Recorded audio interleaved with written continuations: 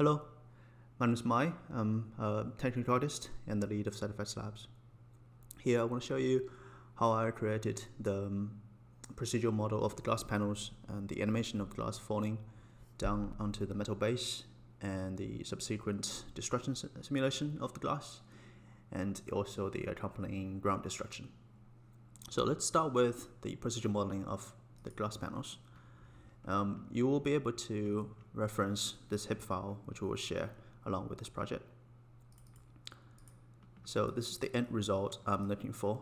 I want multiple panels surrounding the main character in the center, and I want the cut of the glass to be sort of discontinuous, so every panel is cut in a slightly different way compared to its neighbor. So to start the whole thing, I picked a human character just to gauge the radius and the height I want my glass cage to be. Then I started with a tube. So let me just go straight to the tube here. This is a 12-sided tube with an adjustable height. The idea is to take individual faces out and treat that as a panel, cut it, bevel it, and do the rest of the processing. So the way to do that is to do it through a for each loop. I have a for each loop set up to be fetch piece or point, and you can see at the end here it's also pieces or points, and the gather method is merge each iteration. What that means is after the processing of individual pieces, it will bring all the results together in a single final result like this. And the piece element determines in each iteration what kind of piece you are fetching. When it's set to primitives with no piece attributes, what it's going to do is just grabbing individual faces that's in the incoming geometry. In this case, there'll be 12 different faces, so 12 different iterations. And if you go here and turn on single pass, and you can kind of cycle through this parameter, you can see that's sort of the result of individual panels. We're just going to look at one to illustrate what happens in a single iteration. We'll start with this step. Let me just hide the ghost here. We'll start with this step and turn this into wireframe so you can see the internal structure a bit better. So this is just a plane. I want to cut it somewhere in the middle. There are multiple considerations. I want to cut it somewhere in the middle, and I wanted to make the cut different for adjacent panels. So I set up a grid here. You can see the grid is low resolution because I do want the cut line to not be super highly detailed. I just want it to be kind of crude looking. So the resolution of the cut does have an impact on that. So to change the height from panel to panel, I have this center Y parameter set up as an expression. So basically what this would do, you can investigate further if you have the file, but what this would do is based on the iteration number, it would generate a random value between my height range of 3.5 and 6, and this parameter does not exist in the original node. It just, you can add your own parameters through edit parameter interface, and you can drag the type of parameters you want over here, then you can use it. Then this expression here, as you can see here at the end, the CH range 1 and 2, that references these two values. Similarly, we have this rotation here, which is also, it's like a rotation per iteration, so that they don't just move up and down, but they also sort of slightly rotate for each panel. The additional thing I add is a noise. I don't want the cut to be a horizontal line, of course, so this noise will help with that. I set up a noise offset seed here, and that will drive this noise pattern offset parameter. So you can see this is the I offset, is a custom attribute I created. So that moves the so the noise basically is a world space noise, and what you see here is sort of like a slice of what the noise looks like at the current location. So if you offset the noise, that means the result of this will change too.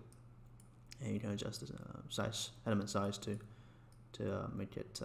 This is hard to see the element size because the resolution is so low, but basically it changes the frequency of the noise relatively to your geometry. Anyway, once we have the cut ready, we move on to the Boolean node, where you treat both sides as surface because they're all open surfaces on the two sides, and set the operation to shatter. And you will see that it basically shattered my original geometry. And let's move on to the next one, is sort. Why I have a sort here is because if I highlight the primitive number, you'll see there's a 0 and 1 here. My goal is to remove the top piece for every panel, but it's hard to guarantee that the top piece is always going to be 1. Well, in each case, there's going to be 2. After the cut, there's going to be 2 pieces, but sometimes the 0 might be top. So in order to make it easier that I want to delete the top part, I just use sort and set the primitive sort to by y. That way it guarantees that the primitive is going to go up. Then I can just hard code a blast primitive 1 that would get rid of the top one for each of the panels. These disable nodes, you can kind of ignore them. They're just there for experiment, and ultimately I didn't use them. But next thing I want to do is to extrude it so that it has a little bit of thickness. On the extrude node, I adjust distance to get the sort of the amount of extrude I wanted. Then turn down output front and back so that you can have the whole geometry. Output side and add a side group to my geometry. What this is useful for is later on I'm going to do bevel around this edge and the other edge at the back. So the side group will help me identify where those edges are.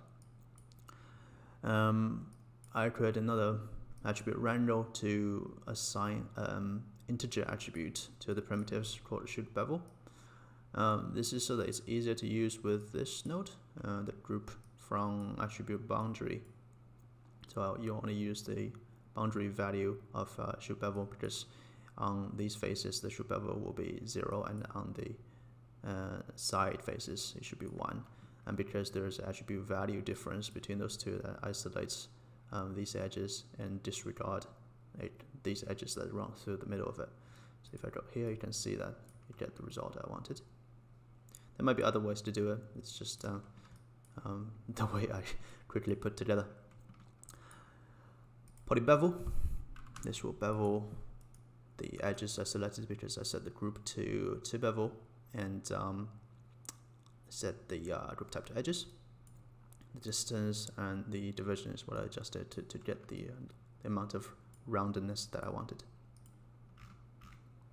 The rest of it pretty much is just default. Then I need a class attribute.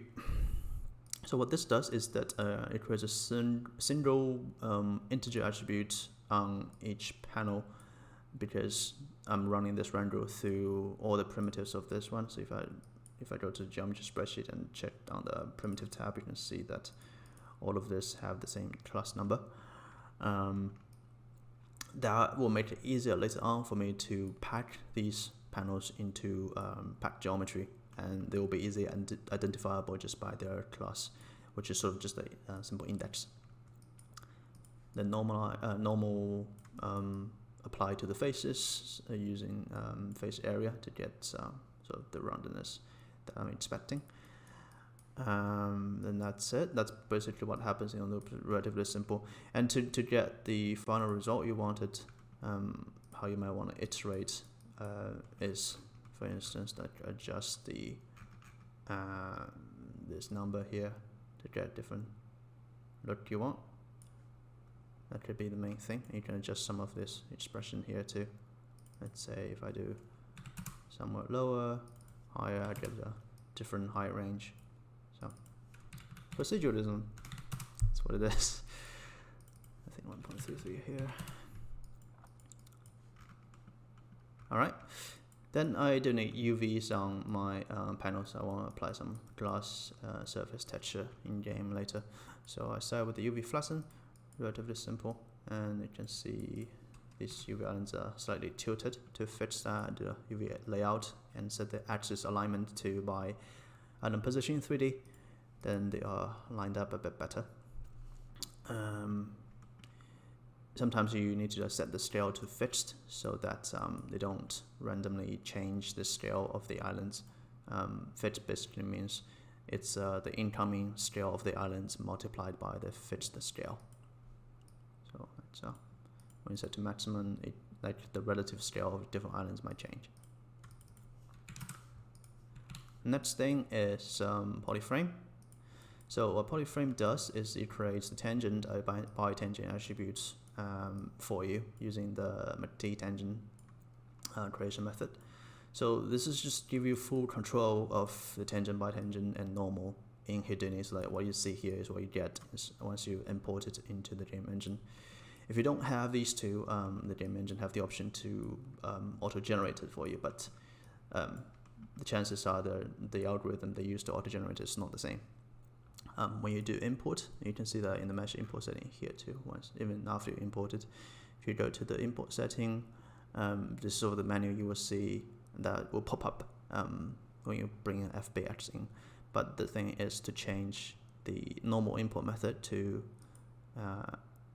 import normals and tangents, and the tangents includes both the tangent and bitangent. That's it. So next step, we're gonna do a little bit of animation. I want the glass to kind of fall from mid-air to the ground in sort of like an interesting sequence. So let's go to that part. Glass falling. So we start with this object merge node, which just brings in the result of our previous step. Now you can see there are many points and primitives because this is unpacked geometry. To make the animation a bit easier, I'm going to pack it first, so that I'm just going to deal with 12 different pieces. So whatever script behavior I want to write, I just need to write into this 12 different pieces. The result, let's check out the result first. I should go to move. Looks like this. So I want 2 pieces to fall first, and the rest of it goes around the circle, and they kind of fall faster and faster essentially. So slight pause, then there's a crescendo there going on. Okay, let's see how we do this. So after pack, I set it to pack by class attribute, which we created in the previous step. When the attribute is integer attribute, you cannot create packed fragments. That only works as string attribute. So just turn that off. And we do want to transfer the class attribute so that the class still exists after the packing, and while the rest of the attributes will be hidden. This shift class node is just a later iteration thing. Like this animation was done previously in one order, then I kind of shifted the class around so that the primitive number changed a bit, because I want to reorder the way they are falling. I think I need to show the class.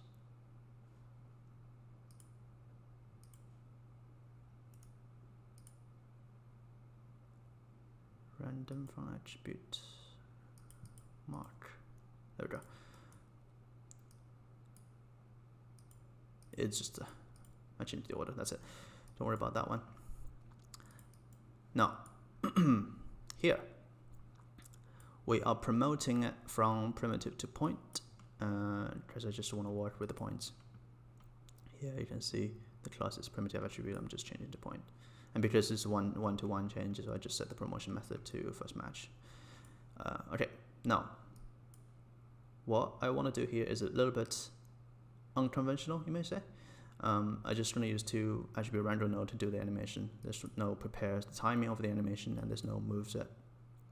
So the moving, if we're going to look at backwards, is that it just it sets the position at the P attribute position of the packed piece at every frame, and the movement, sort of the momentum of the animation, is controlled by the ramp. So it has a certain, it's not a linear move. It has a certain gradient to it, and the timing of when each piece start to move and stop to move, and what's the corresponding Y position of the piece, is controlled by this node and also prepared by this one here. So let's look at the set for range first. As the name suggests, what this does is it sets the starting and ending animation time, frame number for individual pieces. And I used a detail attribute to do this, and you can set this set to detail. And here is a relatively new concept, is a dictionary attribute. So if you go to the detail panel, you can see this frames is a dictionary attribute. What this means is just a list of values that's paired with a key and the value. So key here is a string. It has the convention of p something, which just means that p is followed by the index number. So this number here, 0, 1 kind of thing you see is the number you see on the string as well. Then these two numbers follows it is when does an individual frame start and end. So how you can access and write to a dictionary attribute is following this syntax. You start with d, as in dictionary, at, and the name of the dictionary attribute you want to call it. I call it frames here. Then you do this square bracket, which you can type in the key inside of it. So this can be used to assign it, even when nothing doesn't exist yet. Then later on, you could also retrieve it using the same sort of syntax. As you can see here, it's built in this place. Because for the value for individual pairings I have here is not a single number, but two numbers. I use the set function so that I can write two numbers into it. You can see here, 0.3, this is what 0.3 is.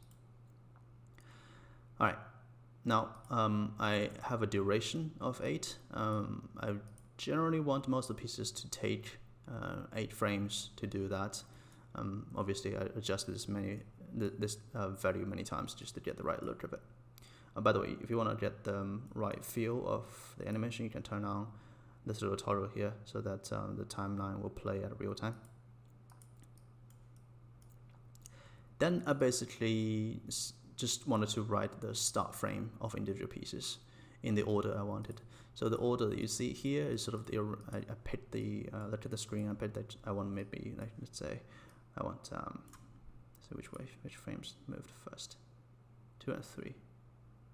3 first, 2, then 4, 5, and so on. So that's the order that I'm writing in to just help myself like manage what is the order of falling. So I wrote this down first, then I try to decide the start frame of individual part. These first two, because they are highly different from the other ones, so I just set them hard-coded here.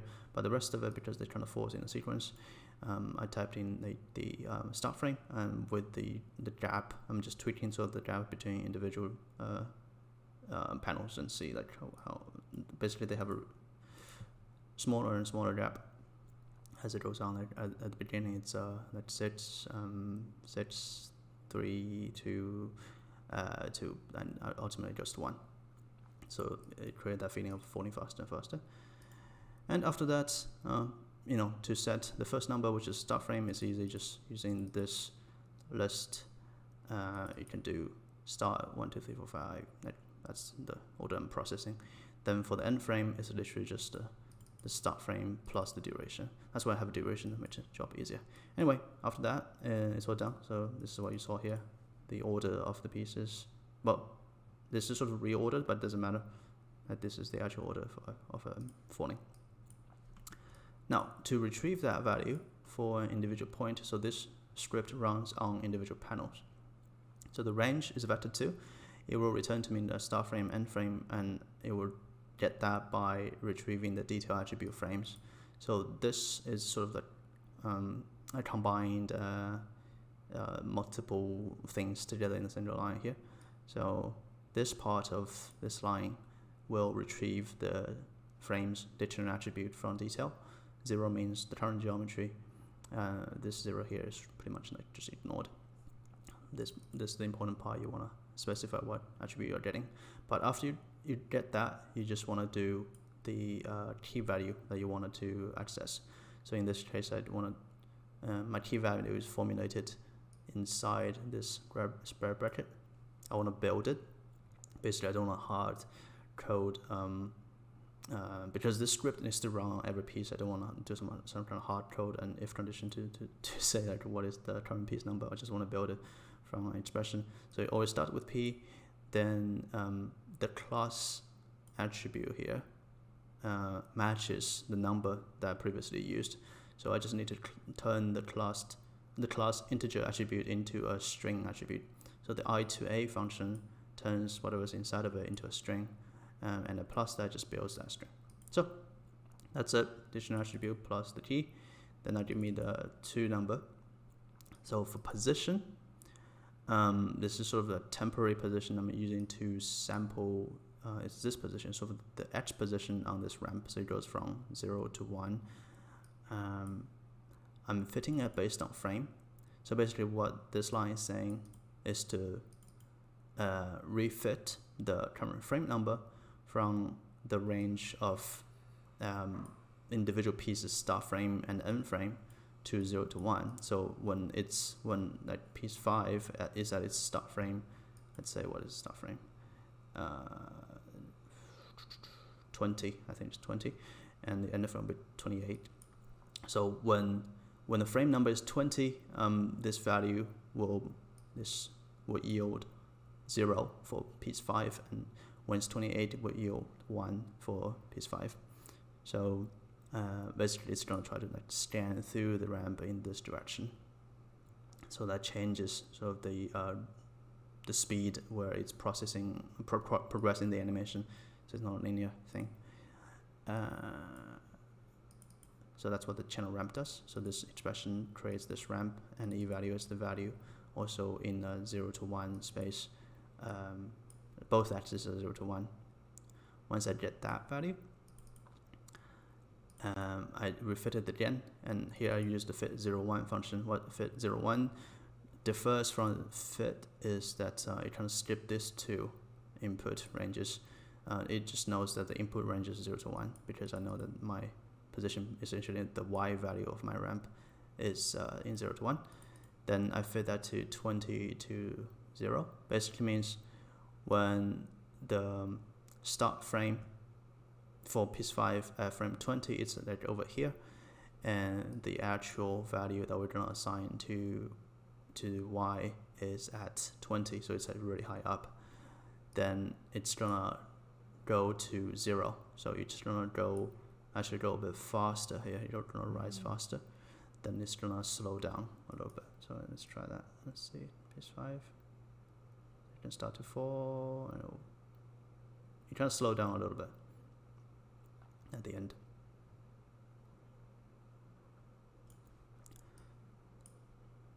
I just stripped this part of the code. Doesn't matter, just some experiment. That's how you can do a weird animation with a dictionary attribute and type some start frame and end frame numbers. Then I can export this into Unreal as a skeletal mesh animation. You might find that a bit weird. Right now there's no bones or anything, it's just a bunch of geometries moving around. So how do we export that? We can start by transforming that into the space, the scale we wanted in Unreal. We need to convert the unit to 100 times bigger. So let's just look at it 100 times bigger. Then this is just, export. I have one version which exports static version of it. I don't know if we use that in the end, but the interesting part is the animated version. So to do anything like this, just a bunch of packed geometry, moving around through some behavior, and I want to export that as an animation, you can just use the ROP FBX output node. So the key thing is obviously set the value frame range to frame range. Then turn on this thing, the build hierarchy from path attribute. This will build the skeleton using the path attribute. Essentially, let's go here and look at the result first. So you can see the path attribute for my pieces start with glass, then it has a piece, blah, blah, blah. Skeleton wise, basically mean these individual pieces will become its own bones, and they will be child to the glass bones. So glass is sort of like the root, and these guys are the child after that. Once that's set up, and it turns into skeletal mesh, like magic. So path attribute doesn't exist here. It's just sort of, you can name it whatever you want. Here is the default value is path, so I just decided to build my own path attribute. It's quite easy. I just wanted to name it like this. I wanted to name glass piece and followed by the original class number, essentially. So again, here is first part of my string. Then I want to turn something into my turn an integer into a string. So I can do that by call the point function. So the point function basically says I'm gonna check the class attribute of the current point number. Here I'm basically hacking it in a way that the ptnum, which I normally would type here, is the same as the primitive number. So I just did the shortcut and did it this way. You can also do attribute promote, but here I just wanted to avoid that now and just do the same thing in a single random. There's no too much benefit of that. I was just being lazy. Okay, this function can return many type of different attributes. So you could return a vector, you could return a string, whatever. So when you write it in this way, you need to specify exactly what version of that function you are dispatching. Because the I2A expect this part to be an integer, so we can specify using this int casting to tell the point function that I'm going to use the version of the point function that returns an integer attribute. So that's just a long way of saying give me the class and append it to the end. Then you just save to disk. Once you're done, what you're gonna get is I have multiple versions here, so basically let's just open like one of the versions. Is what you're gonna get. You just literally drag the FBX that you exported into Unreal and just follow the standard FBX import settings. You might want to check the import tangents and normals, that's the only thing. And the rest of it falls into place.